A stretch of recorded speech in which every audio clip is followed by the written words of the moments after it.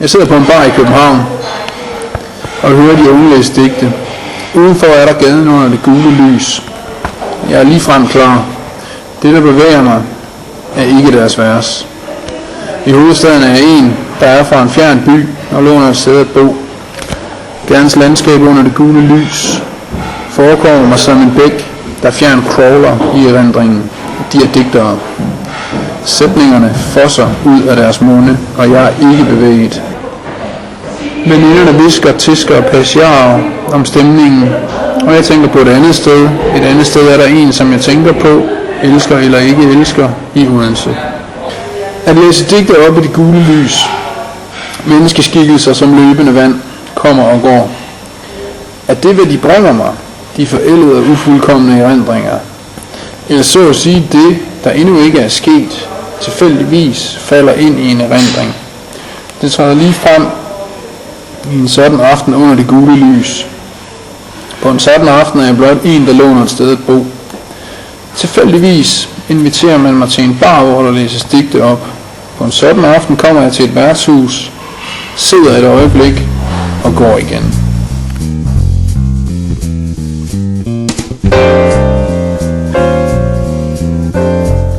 Alexander Schein er en af de forfattere, der er blevet udgivet på forlaget Tab og Nar med bogen Rosa fra 2007. Han kom til Danmark fra Bosnien i 1992 og bor nu i Nordvest. Vi mødte ham til en snak om bogen og om at blive udgivet på et lidt anderledes forlag. Kan du fortælle, hvad har det betydet for dig, at den udkom på netop det forlag, som er sådan et lidt alternativt forlag?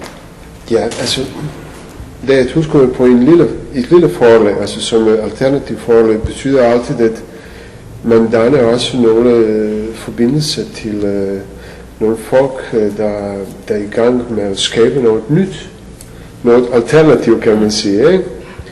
Og på den måde var det også spændende for mig at møde Christian og Morten, som folk, der står bag forlaget.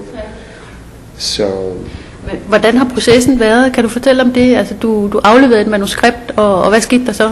Ja, processen har været på den måde, at en dag sad jeg i Botanisk Have og ringede til Christian, som jeg ikke kendte dengang, og præsenterede mig over for ham og fortalte ham om nogle ting, jeg laver, og om vi kunne altså på en eller anden måde altså mødes, eller se om vi kunne samarbejde videre på de idéer. Altså. Og han var åben for det, og det betød så, at vi gjorde det. Det vil sige, vi mødtes, vi snakkede sammen, han så på mit manuskript, han kunne lide det, og så gik vi videre med at søge altså noget midler til udgivelsen af bogen, og der var vi nok heldige også til at få altså de der midler fra Statens Kunstfond faktisk.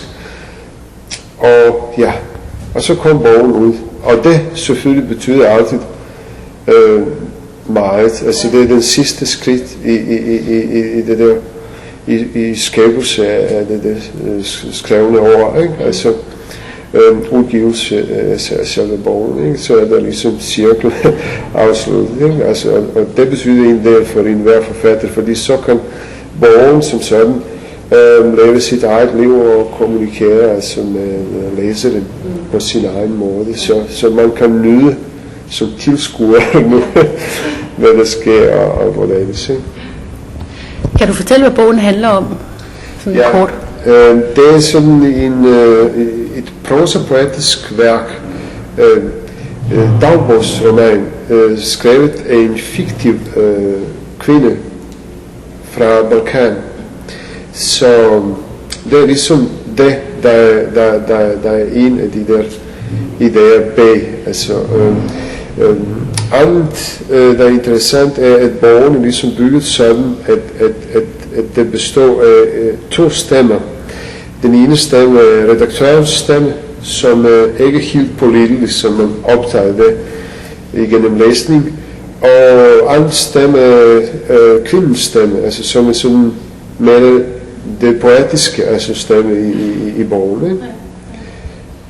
Ikke? Den er blevet kaldt for en smal og eksperimenterende bog. Hvordan har du det med sådan at blive betegnet som en avantgarde, kan man vel sige, avantgarde forfatter?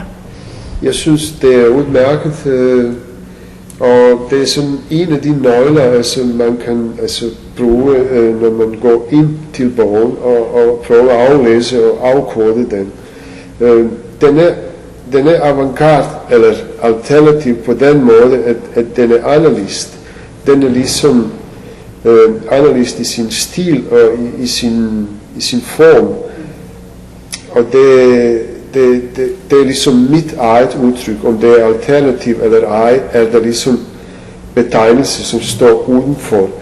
Det der er det vigtigste, måske det er de mulige, altså små kontakter, som man skaber med læseren, altså nogle små oplevelser og små rum, som man danner i det der i skrift. Ikke?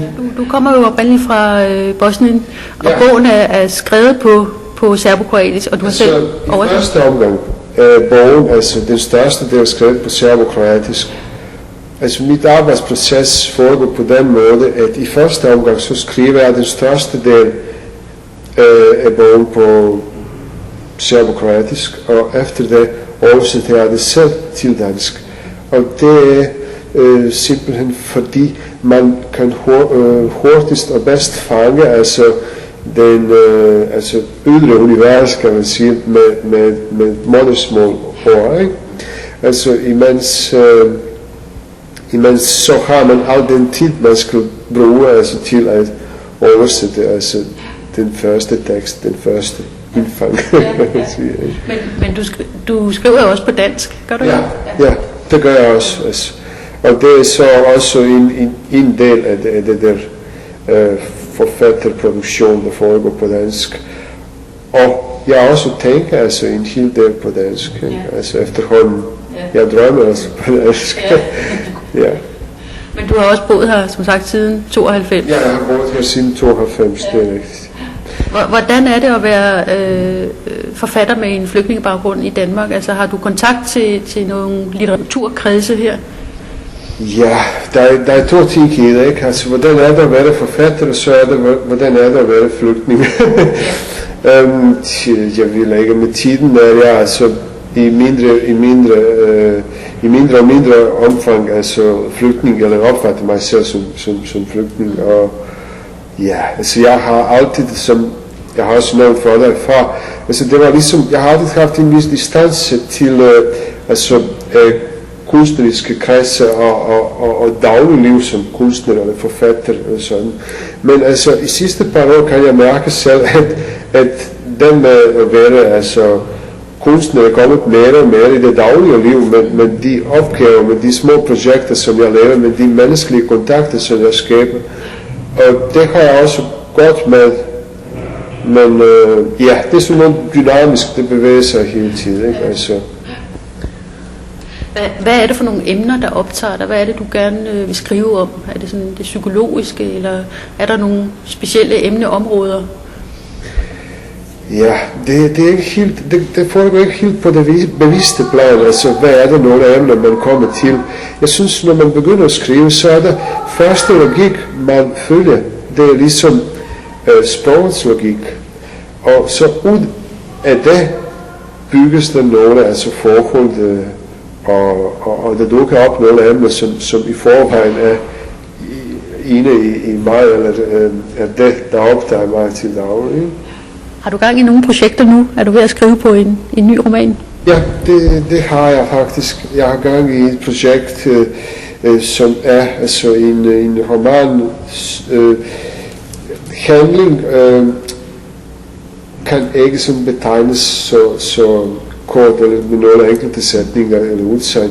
Men det er igen et eller andet sted eksperimenterende prosa. Men denne gang tror jeg selv, at konflikten, som er indbygget i bogen, gør, at måske genkender man mere også nogle klassiske træk i fortællingen, ikke? I fortællingens struktur, kan man sige, ikke? For at sige det mere kompliceret. Ja.